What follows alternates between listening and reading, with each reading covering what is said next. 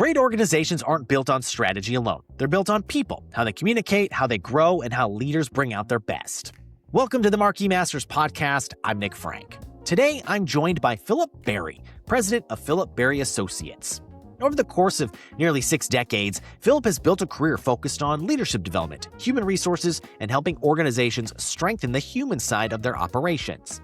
One of the themes that really stood out in our conversation is what Philip calls the human dimension of organizations. After working in more than 60 countries and advising leaders across industries, he's seen firsthand how culture, communication, and understanding people can shape the success of teams and companies. We also talk about what first drew him to human resources, the lessons he learned working all over the world, and the inspiration behind his book. Let's get into it. I'm very excited to have the president of Philip Berry Associates with me today, Philip Berry. Philip, thank you so much for joining me, and how are you today? Well, I am doing very well. Thank you very much, Nick, and I'm glad to be on this conversation with you also.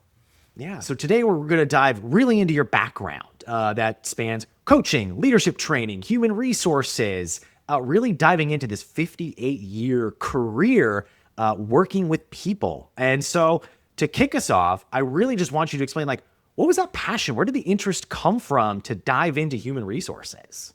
It was interesting because when I look at my educational background, matter of fact, my first job, I was working at IBM as a techie. And then my first educational endeavor was to have an associate in arts degree in business administration. And then I moved into the area of psychology and sociology for my bachelor's degree. And then I decided that I really wanted to make an endeavor so that way I could look at the human segment.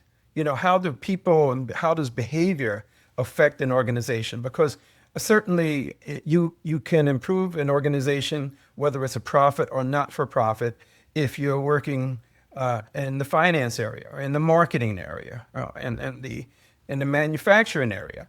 But what I felt was important was to understand the human dimension. And that was why I wanted to really delve into all of the aspects of a career, which was human resources, that would impact how people were performing, the policies that were developed, the plans that were put in place, and what is the difference that you can make. And when I transitioned on, after I got my first master's degree from Columbia, from the School of Social Work and Organizational Behavior and Psychosocial Analysis, I went to work for Procter & Gamble. And I was working as an organizational development manager, helping individuals to improve how they were working in the manufacturing area, team orientation, looking at policies that you could develop, looking at leadership development. So that was my first foray into it in a very serious manner. And I really felt excited about the fact that there are so many areas that you can look at when you're looking at how you can improve the human dimension and what I call human capital. How can we improve the human capital of an organization? Because it's an area that many people don't think about as much. They take it as for granted that we're going to hire people, they're going to work for us, and then they're going to do what we ask them to do. Well, there's a lot more to it than that, because what you want to do is find a way to motivate people. And you want to find a way to help people to grow. And that was why I was really interested in all of the different dimensions of human resources and learning about the different dimensions from policy analysis, from developing programs, and then from the training and development side, and then working with individuals to improve how they were communicating with each other, and looking at training and development and looking at different sectors. So that's sort of a start, in terms of why human resources and why I got excited about it. Yeah. And have you found that, you touched on it right there at the end of the communication aspect of it, from that perspective, how important has the communication when you're learning from person to person, when you're engaging with somebody to create a positive environment, how valuable and important that communication is between individuals? My gosh, Nick, is so important because what happens is that in any interface between individuals, you will find that there can be a large degree of miscommunication and therefore misunderstanding about certain issues. And that misunderstanding can result in the suboptimal performance of an individual who is working with a particular task. And that's where I look at how individuals can interface not only managers with the people who are working for them, the people who are working with them across different divisions, and how can we improve the interface of those dimensions. And that's where communication comes in. And it's not only verbal, it's nonverbal. And that's matter of fact, especially as I begin, I'll talk about this maybe a little later, but as I was working internationally, that became even more apparent that it's important to understand how one is communicating and how you're communicating, how you can improve that communication, and therefore, how can you improve the relationship that should exist between an individual working along the lines of a project or working along the lines of trying to improve the organization in one way or another. It's interesting. I've worked with both, US individuals and European individuals, and the style of communication is very different across that, where in my experience, at least, EU is a little bit more direct, straightforward, and the US kind of tends to be a little bit more flowery in their language of feedback. Like, have you noticed something very similar? And how do you balance that difference of, hey, if you have a company that has both EU and US kind of individuals that are engaging with each other, and that feedback and communication between the two?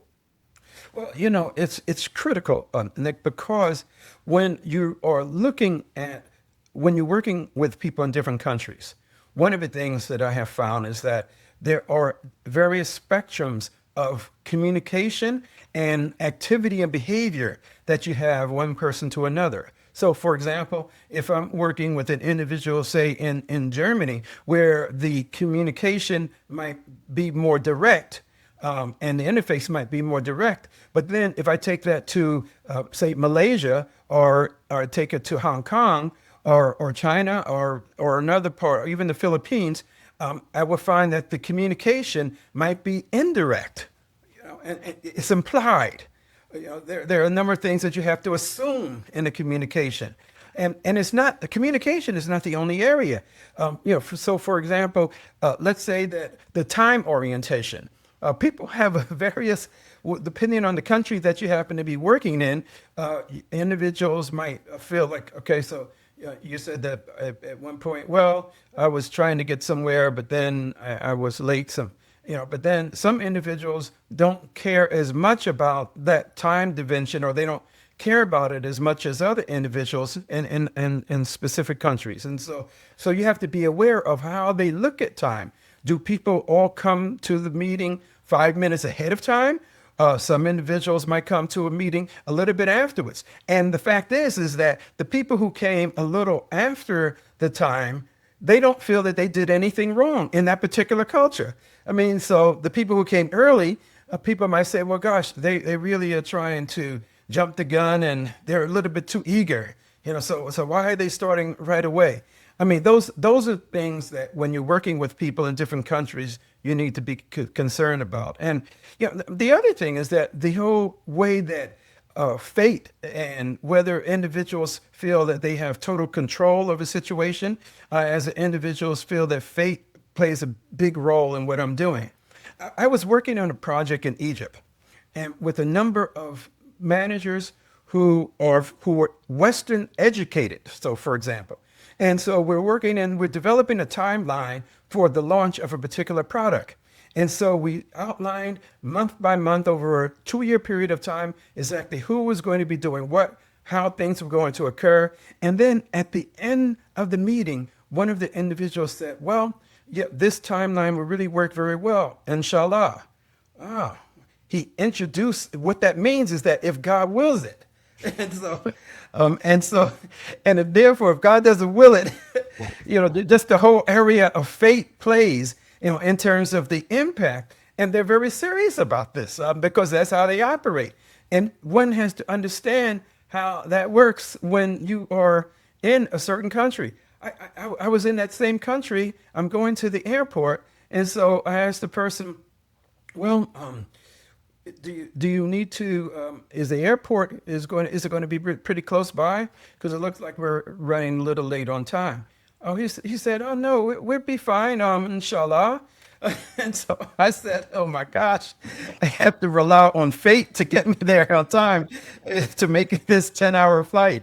I mean, there are things like that, whether one is formal or informal.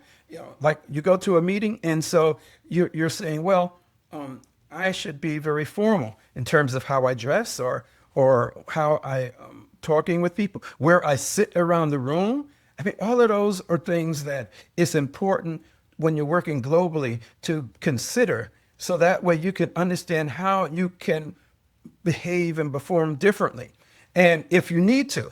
And so what happens is that many times individuals, they might be moved from one country to another, say, and I'm just picking any country, like the UK, let's say Europe, because I lived in Paris for a few years, and in fact was able to understand very much how Europeans approach situation. And I also wanted to be conscious of, if I'm working in Latin America, because I've worked in almost every country in Latin America. I've worked in over 60 countries around the world. And so there's something that you learn when you're going into a place. And what you need to do is to be conscious of the fact that you aren't there just to tell people what to do. You are there to learn and to grow.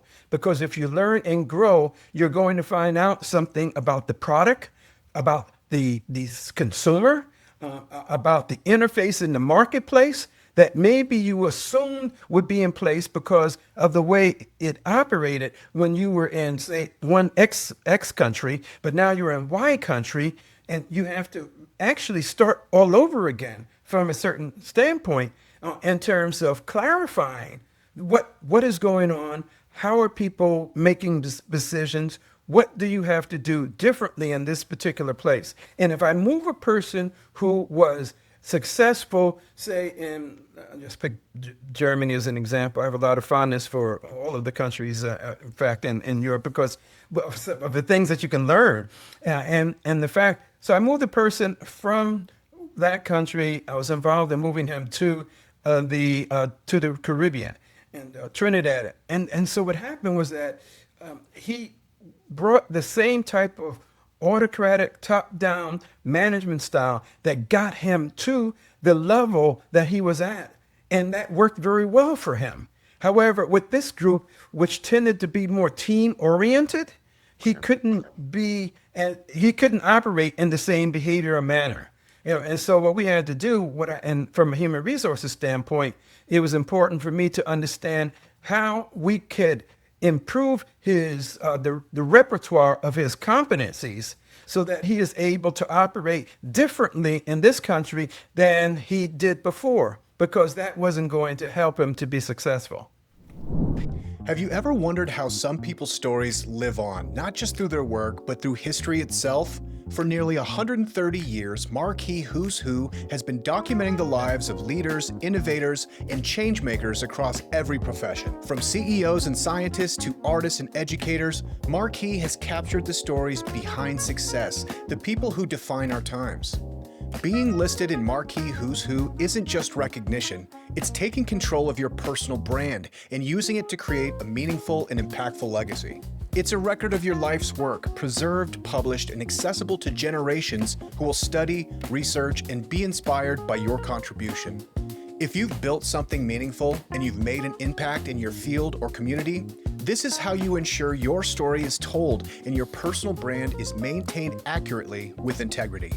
Visit MarquisWho'sWho.com to learn more about how you or someone you admire can be featured, because history remembers those who take the time to record it.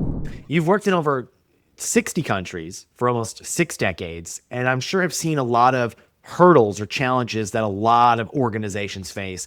What's one of like the main themes that you see no matter where you go every year throughout your decades that you've seen? And then what is your strategies to get over some of those bigger hurdles?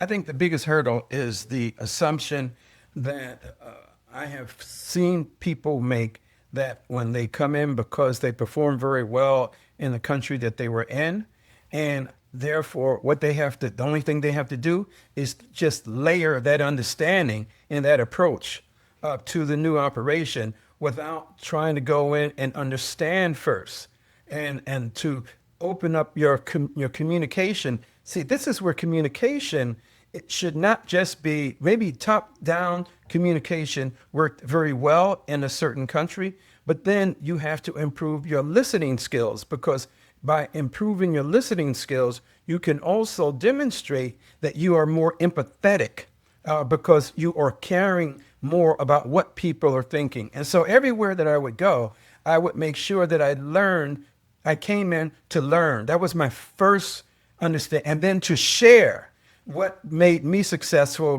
what might have worked. And then to ask the question from individuals, do you think that, what makes that work for you in here, this country? How can we modify that? What do we need to do differently in order to make sure that we're going to be successful? And so that's been my operating posture everywhere that I've gone. And in fact, you can learn from people anywhere throughout the organization. If you go in and you have a learning posture, then people are going to be more willing to offer hints and information to you, because they see that you're not just trying to come in to be the top of the heap. You're really coming in here to learn about us also, and to understand that there are things that we contribute in our country makeup that can be successful. And maybe there's a different way that it has to be positioned, but there's a way to blend the styles, especially when you're working in a multicultural organization, multinational, where it's important for people to work with people of different styles and understand the different ways that they might reflect upon what a problem is. And then therefore a way that they might position a solution that's differently. And you can get innovation that will come about if you're able to bring that total understanding, as opposed to a one-dimensional way of just looking at things. Yeah. And you wrote about some of these ways about how to differentiate and how to look at different things in your book, Being Better Than You Believe, 8 Steps to Ultimate Success. Can you tell us a little bit about your process behind writing the book and what's in it and what people would take away? The most important reason why I developed and wrote that book is because I felt that individuals, wherever they are interested in learning and growing, and that they might be at a point in their development where they're saying, well, is this, they question themselves, is this all there is? Is there something else that I can do? What should I do if I'm going to change? What is the what? Not only what, but how, where, when, and what are some of the things that I focus on? And so what the book focuses on is not philosophically the issues around should I change and should I do something differently. I outline 8 very specific steps that individuals can take, anywhere from, first of all, why change? Because if everything is fine, then you don't have to do anything. But if you are considering that you want to do something differently, then I approach, how do you do it? How can you think differently about what you're doing? And then how can you also begin to assess your own value dimension to see what made you successful? And is there another set of behaviors that you like to understand about yourself, so that way you find out what the derailing behaviors are? And so, in fact, I do assessments, psychosocial assessments, to help individuals understand a lot more about their strengths and also their development needs. And from there, what we begin to do is to outline a vision, and also which would include a new value dimension and other things that one can do in order to have increase their distinctive competence that they might bring to a situation. And that has to do with whether they are a lawyer in a situation, or whether they are a president or general manager of a situation, whether they're a doctor or a lawyer. I've been working with all of those type of dimensions and found that there's something else that they can do when they can develop a vision about where they want to go. And then what I like to do is to help within the context of the book, very specifically, help them to outline how can I do something different? What are some of the specific tasks that I can lay out after I have outlined a specific vision and a mission for myself, and then a specific task in order to get there. And I help them to assess situations where they can bring this about. And also, I help them to develop what I call their own personal board of directors. I always say, why should CEOs have all the fun? Everybody wants to have people, mentors, people who can bring suggestions to them that can help them to grow. And what I'd like to do is to consider how people who are successful can be even more successful by adopting a new set of competencies or capabilities that will move them in another direction. So I was working with a person who was in fact looking for a job. He's 50 years old, and he thought, well, gosh, and he worked in a company for about 30 of those years. And what I had to do was to outline and help him to outline for himself a new platform so that he could relook at the skills that he had that made him successful, and then look at a new set of competencies and capabilities in the different situation that he's going to be in. And so that has to do with what I call rebranding himself.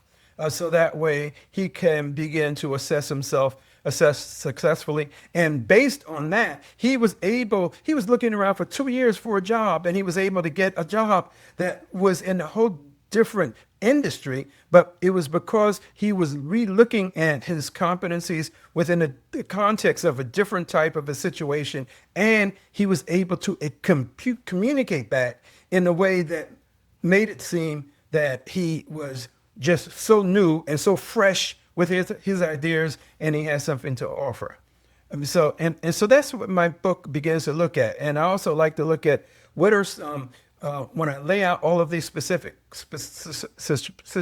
situations, I like to look at opportunities that a person can have to be successful. How can I might decide that I'm going to move into a new country. I might decide that I'm going to move into a new industry. But what are some of the opportunities that I can lay out that can help me to move forward in a way that I hadn't thought about before? That's great. And we won't give away all the tips and strategies today. We'll let people buy the book to get the rest of it, to hear, and to get a few more strategies. Phil, as we kind of zoom in a little bit more on you, can you talk a little bit about growing up, your roots, just a little bit more about you? Well, I grew up in Bed-Stuy in Brooklyn, in New York City, and my family was lower class. My mother and father, they worked. My father shined shoes for a living. My mother actually didn't work on a job until my father passed, and she worked in the mailroom, and she actually got an award for being on time for attendance. I mean, who gets attendance awards? She did. They went through a number of restructurings in that organization, and she was able to be very effective in that area. But I would say that I had a number of people who helped me and gave me the insight that I needed in order to get to where I am now. And it was because of that. I mean, matter of fact, I remember the situation where I developed my own paper route, and I would buy papers for, say, a number of years ago, 5-cent newspaper for the Daily News. I sell it for 7 cents, and then when it rose up to 7 cents, I sell it for 10 cents, and that was how that was how I made my money. I mean, my parents couldn't afford to give me an allowance. But I found that by doing that and other type of work, I worked in a Jamaican restaurant, just cleaning everything, not on the front line, but on the back side of it. But just learning different tasks in a number of different areas to help me understand just what's happening in the world and how can I make a contribution, and not waiting for things to happen for me, but to take it upon myself to do whatever I can in a different way. And I said, well, when life gives you lemons, you make lemonade. You just take whatever you can and you make something from it. That was my life growing up. And when I first went to a high school, which where you had to, is a business high school, in fact, in Manhattan. So I'm from Brooklyn and take the train over to Manhattan all of the time. So that was the beginning of traveling to a new world at that point. I learned a lot more later about traveling to a new world, but I think the same thing applies in terms of trying to be open to your new surroundings and understand what's going on and understanding how you can fit in. Yeah. And to think now, looking back, that young Philip, now thinking like, wow, I've now been to, instead of just going on the train, now I'm on the planes to multiple countries, dozens of countries, all these countries, is probably kind of wild to think about. You touched on it a little bit about there were some people that helped you kind of along the way. Do you have any specific mentors that provided like guidance when you were younger, or even a young professional you, that helped you get to where you are? There was a person named Mr. Hart. I still remember him. And so when I was 12 to 14 years old, and when he would come to his house from work, he would always take time to stop and talk with me, and just to give me a feeling to say, look, there's a whole nother world out there. What are you learning? How are you growing? I mean, he would pose those type of questions to me that really helped me to understand quite a bit. And I really appreciated that. And later on, I had a person named, when I was in college, my first years of college, I had a person named Helen Hendricks, who is still alive now. Mr. Hart has passed now. But I still go to Helen every once in a while and ask for advice about different things and how to maneuver in the college environment. What is it that I can do differently? How do I make sure that I'm going to be successful in college? Because my parents didn't go to college. I mean, so they really couldn't provide any advice to me about what to do and what it was like. They just didn't know. And then I would say that my godfather at that time also was a preacher, and he gave me a good background that helped me and gave me a spiritual understanding of different things in the part of that plays in terms of one's value system. And that's why I feel that my value system, when I look at a situation, I always try to look at what are the values that are guiding me in this, and how can I pass that on in the work that I'm doing with others. And those values have to do with helping, with growing, with learning, with understanding. And while I'm not at a point of feeling, well, inshallah, God will, although I do believe God, I do believe in spiritual awakening, but I don't believe that controls everything that I do. I mean, I feel that I have to put some money there myself into the basket in order to move forward. When you think about where you are today and the success that you've been able to kind of build over your career, what role has your family played in that?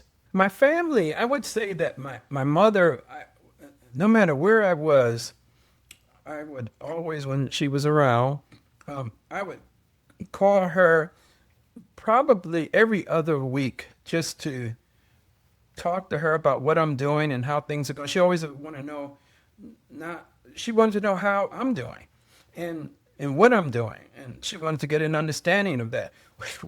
I remember one time when I had one piece of property that I had, that I was living in Manhattan, and I had something else on the Jersey Shore. And so she said to me, well, you have these two places. So where are you living? Where are you going to move? So I had to pass on a little bit more wisdom, from that standpoint. But certainly, just the fact that she raised the question, it really just made me think about it a little bit. So I would say that my mother was very important, and my sister has always been extremely supportive all throughout my own life. And she just retired as a teacher in the New York City school system, and she has always been extremely supportive. Maybe as siblings, I mean, she's younger than me, but maybe as siblings, you always have a little friction there. But certainly that it hasn't. That's not something that got in the way of our development along the way, of my development along the way. And I would say that mostly my extended family. I mentioned my godfather and people like Helen Hendricks and another person named Dolores Caldwell, who just passed away, who, when I started going to different conferences, and so she was the head of public relations for an energy company in the New York area. And so she would go to those conferences with me and help me understand, well, what do I do here? How do I make a difference? Don't just go to the conference, but see how you can make a presentation. Try to learn who the important people are. I mean, things like that really helped me to understand, and then she would talk about, why don't you make sure you always have a conversation with people, not just for a social reason, but so that you can understand a little bit more about their career and what they're doing and how they're progressing. So I did get that type of knowledge along the way to help me a lot. And that was important. I think that's why, in fact, in my book, I developed this whole thing, which I call developing your personal board of directors. That is important for people to think about to cultivate, not just think about, but to cultivate a list of people. Every person that you have as a mentor can't be the person who is helping you in every single aspect of your life, but maybe one helps you out with money, another helps you out with relationships, another person helps you out with jobs. And that's how a board of directors operates. When I've had board of directors, you have person finance, this is the person who was over the product, on and on stock, on and down the line. That's how that helped me, to think about how I cultivate those people who would be aligned with me as partners in my journey. Yeah. And speaking of helping, like, the community is obviously a really important aspect for you. I mean, you've won an award for outstanding community development in New York State. So how do you give back? How valuable and important is it for you to give back to your community? I feel, and maybe this is my godfather speaking here, but for those whom much is given, much is expected. And therefore, I always felt that it was expected for me to share what I do with others. So that way, and so I love being involved in community projects. I love being involved in education. And in fact, one of the things that I did in the education area was I was the vice chair of the board of trustees of the City University of New York. It's all 26 colleges and universities, the graduate school, law school, and PhD program. And I think from the standpoint of looking at people who come to a place like the City University, from people from different countries, people who start out, maybe with a family situation where they're not rich, where they're lower income. And what happens is they begin to rise to levels where they can make tremendous contributions to society and to different professions altogether.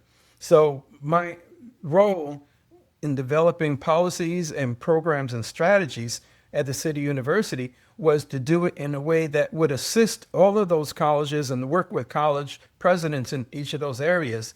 So that way they are thinking about why are they there and how can they make a difference in the lives of those who might be the least important in your mind, but they're the most important because that's why you're here.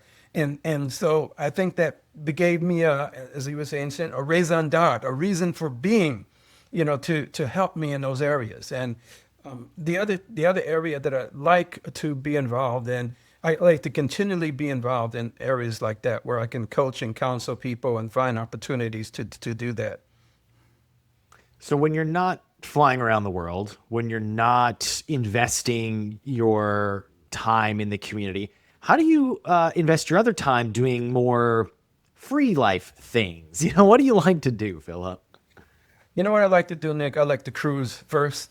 I love cruises, and I take a lot of cruises. You know, think about it. I mean, as I've traveled in a lot of countries, I like to go back and do it in a casual manner, as opposed to going for work. And but also music is my passion.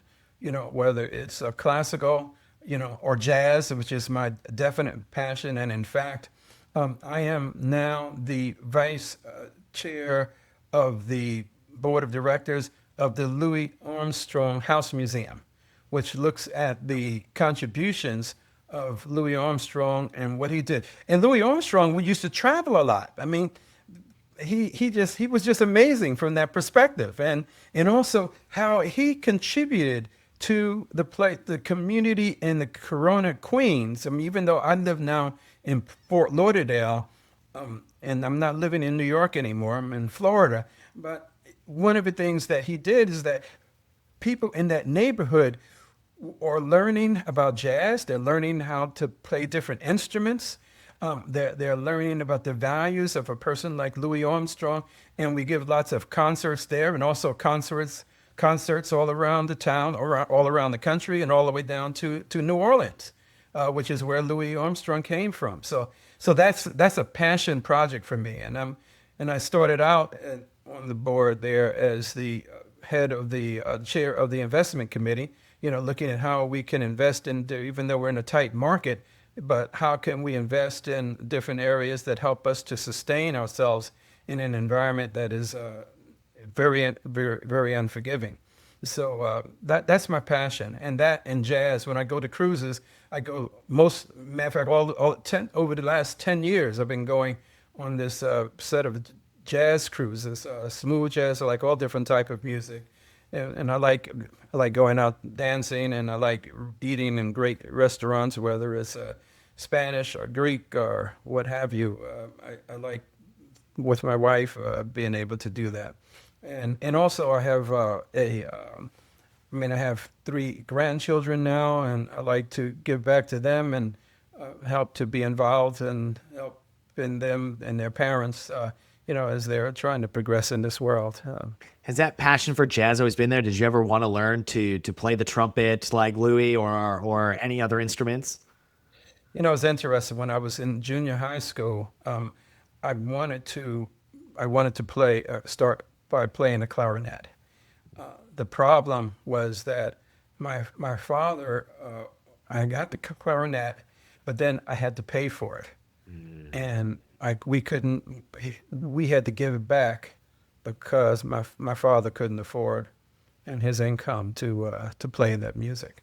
So what I did was I just said, well, I'll continue to associate myself with music and with jazz in other ways. And I did get to a point later where I was able to help my son and buy a nice saxophone for his. So I tried to continue to learn. It's vicarious, to be sure, but I certainly have learned to stay in my own lane with that. I love music, I love classical. I love Broadway plays. That's the other thing. That's the other thing I do. That's another passion project for me. Anything that's on Broadway, I try to see it, without a doubt. And luckily, the concerts or the plays, the traveling teams come through Fort Lauderdale here, and if they're not here, then I'll try to find a city where they are, and I'll go there. So I would say music has always been, and dance but that's my passion project. Yeah. Well, Philip, one of these days we'll have to chat way more in depth about music and musicals and Broadway, because I'm very invested. Like I have a passion as well for a lot of that. Don't have time today for that, but I think one day you and I can have a great in-depth conversation about our favorite Broadway musicals or plays. Definitely. So I got a couple, let's say, lightning questions for you. Some real quick ones off the cuff to see kind of what your thoughts are, to get just even a little bit deeper into you. If you could meet a person and have lunch with them, whether they are alive, whether they have passed, and have a really, really nice lunch out at your favorite New York restaurant, who would it be and why? It's a good question.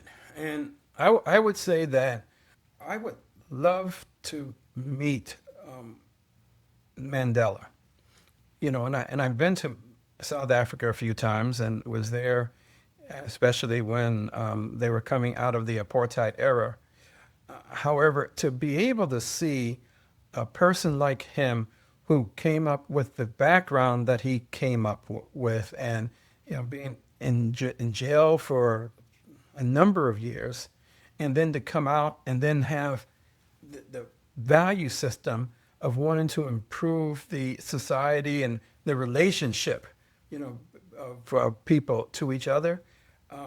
I just like to understand his thoughts around that. What Joe, just to understand how his passion and how his values drove him in that direction. That would be really important, because I've just admired that. I just think that outside of the person who's the Pope right now, I would say, I think he ought to be, and he needs to be given an award or whatever for that viewpoint. And it's where it values people live it to help others.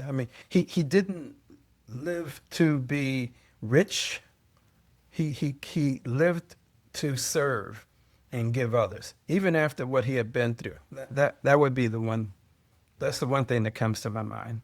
Yeah. Well, and a lot of your career has been helping others as well. And so when you think back, back to 2019-year-old Philip, and you were kind of choosing this career path, do you think looking back, you'd say, yeah, I would do all the same things? Or do you think you would maybe, I don't know, are there any different choices you think you would make? It's a good question. And quite one of the things that I'm happy about is that I am happy with the decisions that I have made that got me to where I am. I was able to complete 2 master's degrees, one in business, in the area of marketing, which is very important to me, because when I look at marketing, when I look at my book, I feel that when people rebrand themselves, they also have to think about how they are marketing themselves to other organizations and to other people who might hire them. So that helped me out a lot with that. And then with the other, where my psychosocial skills and organizational development skills, I learned I really felt very good about that. I was highly associated with educational institutions and did that in a way from the standpoint of being on the board in a leadership role for about 10 years. I was not paid for that. That was a volunteer situation.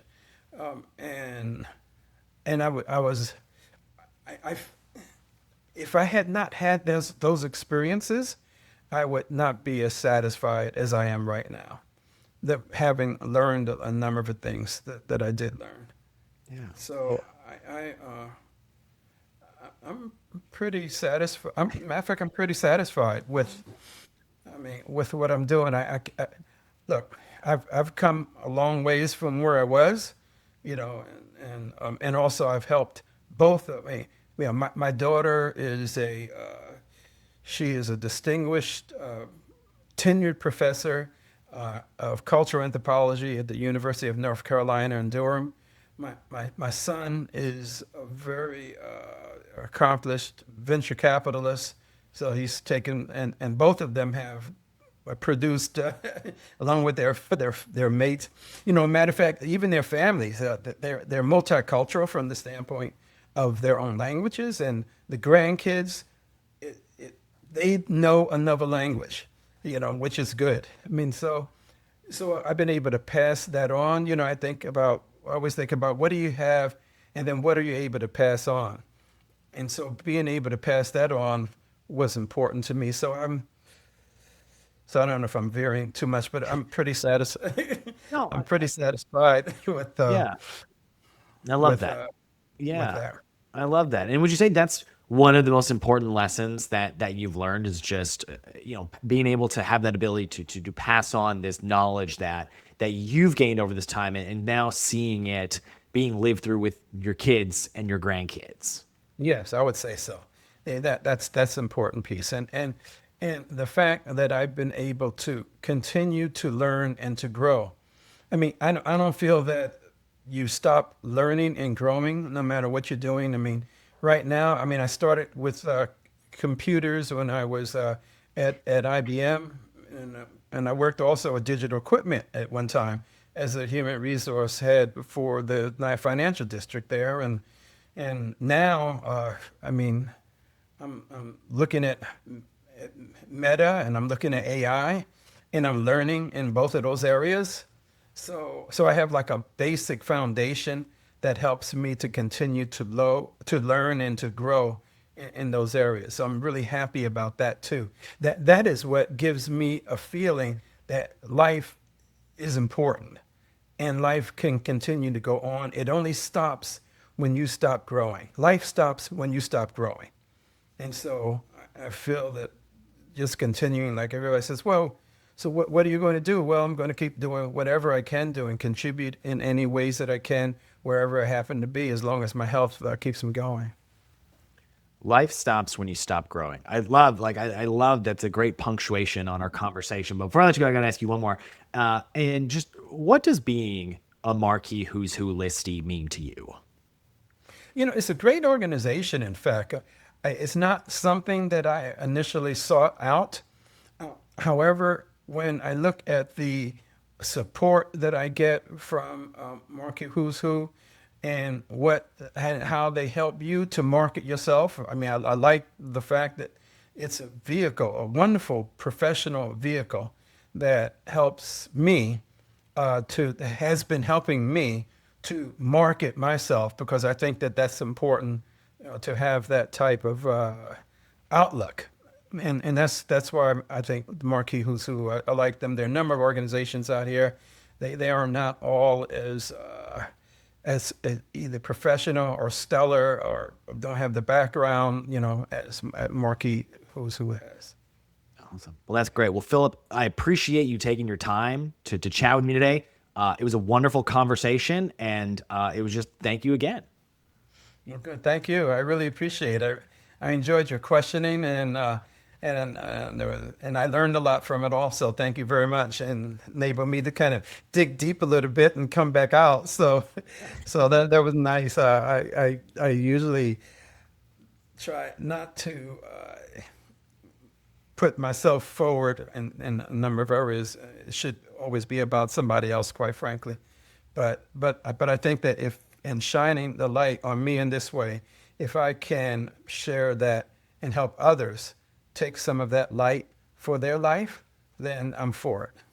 I love that. Well, Philip, once again, thank you so much. And if this conversation resonated with you, the listener, consider sharing the episode with someone who's also interested in leadership development, building these stronger teams, and creating more effective workplaces. If you'd like to hear more conversations with leaders and innovators like Philip, be sure to visit marquiswhoswho.com, subscribe to the Marquis Masters podcast wherever you listen. And again, one more final shout out to my guest, Philip Berry, the president of Philip Berry Associates. I'm Nick Franck. We'll catch you for the next Marquis Masters podcast.